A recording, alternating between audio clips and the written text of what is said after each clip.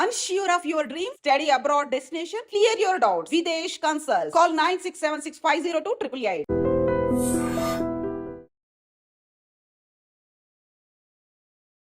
Hi hello నమస్తే welcome back to iDream Media. ఈరోజు మనతో ఉన్నారు ఇమిగ్రేషన్ కన్సల్టెంట్ అయిన శ్రీలక్ష్మి గారు. సో ముఖ్యంగా యూఎస్కి ఆల్టర్నేటివ్ కంట్రీస్లో యూఎస్ కన్నా కూడా బెటర్ కండిషన్స్ ఉంటున్నాయని, అక్కడ చదువుకుంటే చాలా మంచి లైఫ్, మంచి కెరీర్ అనేది బిల్డ్ అవుతుందని చెప్పేసి చెప్తున్నారు చాలామంది. అలాగే అసలు ఆ కంట్రీస్ ఏంటి, ఆ కంట్రీస్లో చదువుకోవడానికి ఎంత అవుతుంది ఖర్చు, సెటిల్మెంట్కి ఎంత అవుతుంది, ఇంగ్లీష్ రాకపోయినా పర్లేదా, లేకపోతే అక్కడ బడ్జెటింగ్ ఎలా ఉంటుంది, ఓవరాల్ కాస్ట్, ప్రొసీజర్, ఇవన్నీ విషయాలు తెలుసుకుందాం మనము. Hi ma'am. హలో విరాట్ గారు. శ్రీలక్ష్మి గారు, మీరు ప్రీవియస్ ఎపిసోడ్లో ఒక మాట చెప్పారు, యూఎస్ కన్నా కూడా చాలా బెటర్ కండిషన్స్తోనే యూరోపియన్ కంట్రీస్ అని కొన్ని ఉన్నాయి విరాట్ అని చెప్పేసి.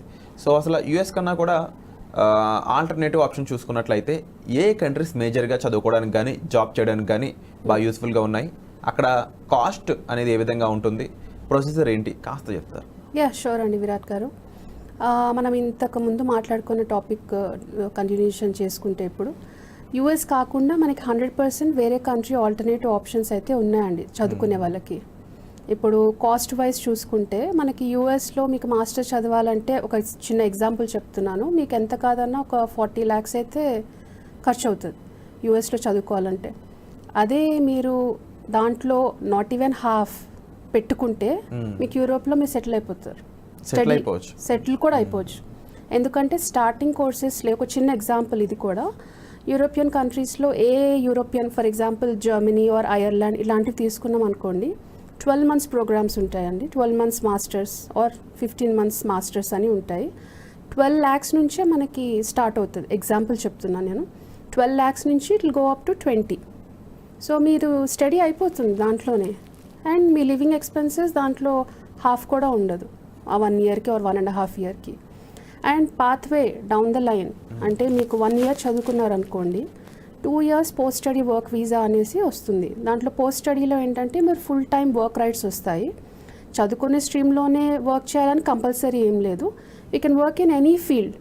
ఎందుకంటే అక్కడ అవి చిన్న చిన్న కంట్రీస్ కాబట్టి, యూరోపియన్ కంట్రీస్ వాళ్ళు పీపుల్ని ఇన్వైట్ చేస్తున్నారు. They want more people, they want to build there economy, they want to build there population. ఇవన్నీ కావాలి, రిసోర్సెస్ కావాలి బయట కంట్రీస్ని, కాబట్టి దే ఆర్ వెల్కమింగ్ అబ్రాడ్, బయట ఓవర్సీస్ నుంచి వెల్కమ్ చేస్తున్నారు అనమాట. అండ్ ప్రాసెస్ కూడా మనకి చాలా సింపుల్గా ఉంటుంది. ఇప్పుడు మనం యూఎస్లో చూసుకుంటే మనకి అడ్మిషన్ రావడానికే ఒక 10 points మనము మీట్ అవుతేనే మనకు అడ్మిషన్ వస్తుంది. Like you have to clear your TOEFL, GRE, and you should not have backlogs, percentage మనకి 75 and above ఉండాలి. ఇవన్నీ క్రైటీరియాస్ ఉంటాయి. కానీ యూరోపియన్ కంట్రీస్కి ఏంటంటే ఆ లీవే ఉందన్నమాట. ఒకవేళ మీకు బ్యాక్లాగ్స్ ఉన్నా, మీ పర్సంటేజ్ తక్కువ ఉన్నా, అండ్ ఇంగ్లీష్ మెయిన్లీ ఏంటంటే మనం కంపల్సరీ ఇంగ్లీష్ టెస్ట్ రాయాల్సిన అవసరం ఉండదండి. కొన్ని యూరోపియన్ కంట్రీస్కి ఏంటంటే మీ ఇంటర్మీడియట్ ఇంగ్లీష్ అన్నది, ఇంటర్మీడియట్ చదువుకున్నది ఇంగ్లీష్లో ఉండి, దాని మీడియం ఆఫ్ ఇన్స్ట్రక్షన్స్ అనేది మీరు బోర్డ్ ఆఫ్ ఇంటర్మీడియట్ నుంచి తెచ్చుకుని సబ్మిట్ చేస్తే అది సరిపోతుంది.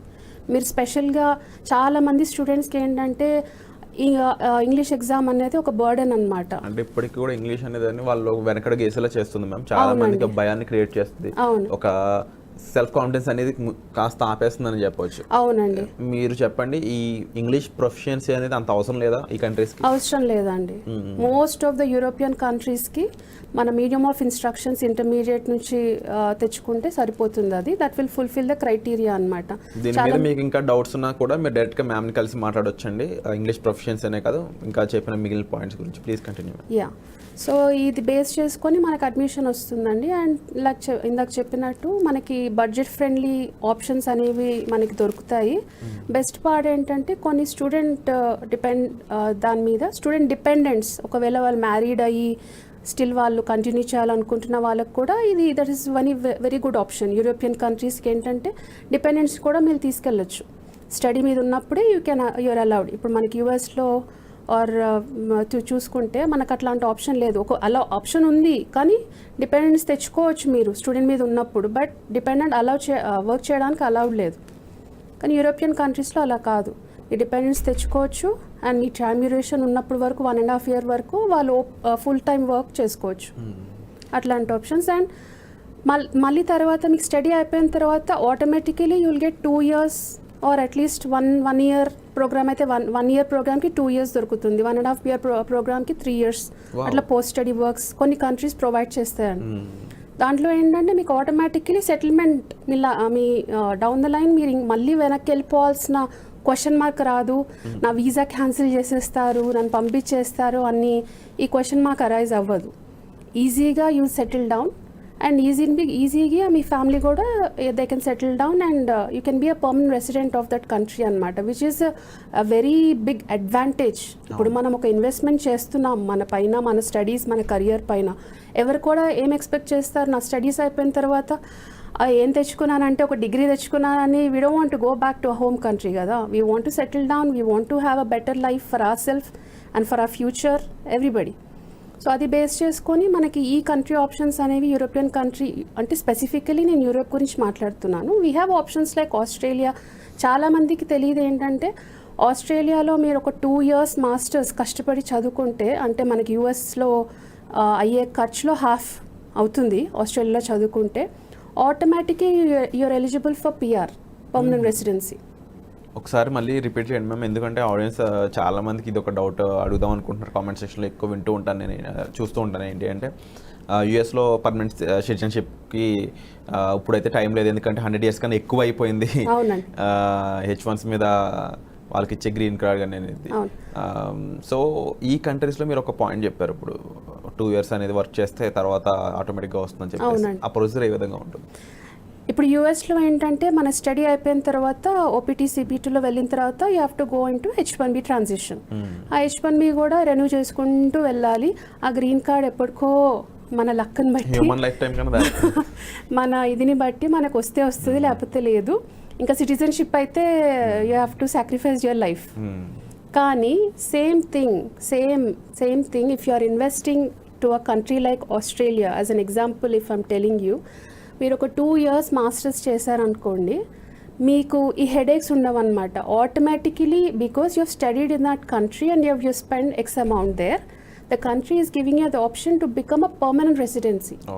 స్టడీ చేసుకున్నందుకు మీకు ఎక్స్ట్రా పాయింట్స్ వస్తాయి అండ్ అక్కడ ఉంటున్నందుకు ఎక్స్ట్రా పాయింట్స్ వస్తాయి అండ్ ఆటోమేటికలీ యూఆర్ ఎలిజిబుల్ అనమాట. కొన్ని పాయింట్స్ ఉంటాయి, అవి మీట్ అవ్వాలి, అవి మీట్ అవుతాయి, యూఆర్ ఎలిజిబుల్. అండ్ 1 yearలోనే మీకు పిఆర్ అనేది వచ్చేస్తుంది ఆస్ట్రేలియాలో. మీరు ఒక స్ట్రగుల్ అవ్వాల్సిన అవసరం లేదు. లైక్ ఎగ్జాంపుల్ యూఎస్లో స్ట్రగుల్ అవుతూ ఉంటాం కదా సెటిల్ అవ్వడానికి, ఆస్ట్రేలియాలో అలా కాదండి. ఆర్ యూకేలో యూఎస్ కాకుండా యూరోపియన్ అండ్ ఆస్ట్రేలియన్ రెండింటికి కూడా మీరు వీసా ప్రొసీజర్ అనేది చేస్తుంటారు? అన్ని కంట్రీస్కి మనం స్టడీ చేస్తామండి. యూఎస్కి చేస్తాము, UK, Australia, Canada, Europe, all country study options అనేవి చేస్తాం. మీరు చేసిన వాటిలో ఏ కంట్రీ కొంచెం బెటర్, ఈజీ అని చెప్తారు? ఈజీ బెటర్ అని అంటే it all depends upon the profile అండి. ఇప్పుడు ఒకళ్ళ ప్రొఫైల్ ఏమో సూపర్ ప్రొఫైల్ ఉంటుంది, లైక్ ఏమీ హర్డిల్స్ లేకుండా. కొన్ని ప్రొఫైల్స్ అలా ఉండవు. అవి ఏంటంటే మనం it depends upon how you're portraying to the immigration officer. ఇది కూడా క్లియర్ కట్ స్ట్రైట్ ప్రొఫైల్ ఏదో ఒక లూప్ హోల్ ఉంటుంది కదా, that is where we come in to the picture. ఆ లూప్ హోల్ని మనం ఎలా కవరప్ చేయొచ్చు, ప్యాచప్ చేయొచ్చు, ఏం చూపించవచ్చు, ఏం చూపించకూడదు, how to do our paper work అనేది. ఏ కంట్రీ అన్నది ఈజీ ఉండదు, ఏదన్నా కూడా ఇట్ ఈస్ డాక్యుమెంటేషన్ అనేది ఒక క్రూషియల్ రోల్ ప్లే చేస్తుంది. డెఫినెట్లీ అండి, 100%. మన పర్సంటేజ్ ఎంత అయితే మనకి ఇంపార్టెంటో డాక్యుమెంటేషన్, గ్యాప్స్, మన పేపర్ వర్క్ అనేది 100% it is very important for any study abroad కంట్రీకి. సో విన్నారు కదండి ఎలాంటి కంట్రీస్కి ఆ విధంగా ఉంటుందని చెప్పేసి, ముఖ్యంగా ఆస్ట్రేలియాలో ఉండే విధానాలు కానీ అక్కడ స్టడీకి సంబంధించి, అక్కడ సెటిల్మెంట్కి సంబంధించి. దీనిపై మీకు మరింత స్పష్టత కావాలి, మరింత డీటెయిల్స్ కావాలనుకున్నట్లయితే మీ డిస్ప్లే అవుతున్న నెంబర్స్ కాల్ చేసి మ్యామ్ని సంప్రదించవచ్చు. అలాగే ఈ కంటెంట్ మీకు ఇంకా నచ్చినట్లయితే ఈ ఛానల్ సబ్స్క్రైబ్ చేసుకోండి. ఇక వచ్చే ఎపిసోడ్లో మళ్ళీ కలుద్దాం. మీకు ఎటువంటి డౌట్స్ ఉన్నా, ఎటువంటి క్లారిఫికేషన్ కావాలన్నా కూడా మీరు డైరెక్ట్గా ఫ్రీగానే పర్సనల్ అపాయింట్మెంట్ ప్రొవైడ్ చేస్తున్నారు మ్యామ్ వాళ్ళు. సో మీరు కన్సల్ట్ చేయొచ్చు వాళ్ళని. అంతేకాకుండా మీకు వచ్చే ఎపిసోడ్లో మరింత డీటెయిల్స్ అనేవి ఇవ్వడానికి మేము రెడీగా ఉన్నాము. సో మరిన్ని ఎపిసోడ్స్ రాబోతున్నాయి. వచ్చే ఎపిసోడ్లో మళ్ళీ కలుద్దామండి. Thank you so much ma'am. Thank you.